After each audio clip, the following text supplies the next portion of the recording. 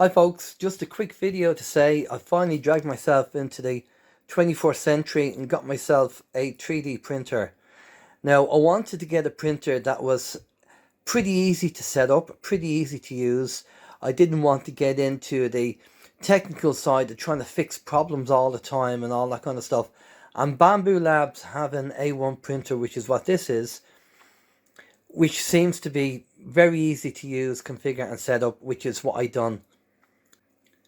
Just a couple of things they don't tell you about. The filament they give you in the box is only enough to print one benchy and one half a benchy, which is pretty poor. You'd think they'd give you a bit more, but that's all you're going to get. One benchy and one and a half. So just to let you know, so if you do order a printer, I would suggest ordering filament at the same time, because I don't have any filament. I want to do some printing. I've had to order it and have to wait for it to come in. But you learn these things. The other thing that you need to be aware of is that this cable here, okay, in the box, you get this clip thing. Make sure you put that on. Because if you don't put that on and you go and do the calibration, there's a good chance that this cable here is going to get caught on the table. So make sure you put that clip on there. Also on the top there, that's where it holds the spool. This is a one spool system, but you can get an AMS Lite, where you can do 4 spools. Now I've ordered the cover, the top cube cover, to cover this, to stop any fumes from the 3D printing, although PLA is supposed to be not too bad, but I don't want to take the chance. But the problem with the top cube, which I'm trying to sort out at the moment, is this printer size comes up to about 62 centimeters, but the actual top cube cover only measures 60 centimeters. I think the top cube cover was designed purely for the AMS Lite unit, which is for the 4 spools and not for the single spool. I have an email going into Top Cube at the moment inquiring about this. Otherwise, so far for my first print, which is the benchy there, it seems to work okay. The unit is Wi-Fi. It doesn't have an RJ45 port, which is a pity, because I like all my equipment being hardwired. I don't like using Wi-Fi. So what I did was, and this is why I did a half a test, I wanted to find out if I needed to be connected to Wi-Fi to do a print, and you don't.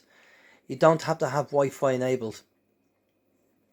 But what you can do is down here, that's the memory card down there. And when you get good, I suppose, at the Bambu Lab Software Studio, you can copy the file onto the memory card and then print it out from the memory card. And you don't have to use the Wi-Fi at all. Now, I do have the app. You need to have the app installed for part of the installation, the Bambu Handy app, which you get from Google Store.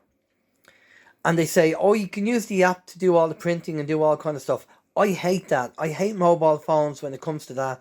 I purely like text messaging and phone calls. That's it. I don't do all the phone app stuff on my phone.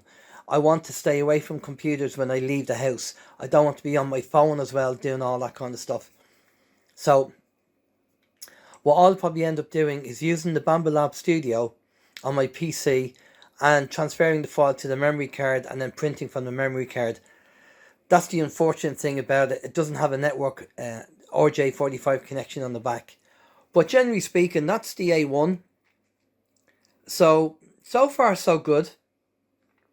So if you're planning to venture into 3D printing and you have a tight budget, the A1 is probably ideal for that. I wouldn't get the A1 Mini. I think the A1's better. It has a bigger bed, 256 by 256 by 256, and the height is about 8 inches or so, which is pretty good. So just a quick video to show you the 3D printer and what I'm doing, and if there's any other things that I come across, I'll pop it up on the channel. If you like what you see, folks, obviously click subscribe and all that jazz. Thanks again. Bye bye.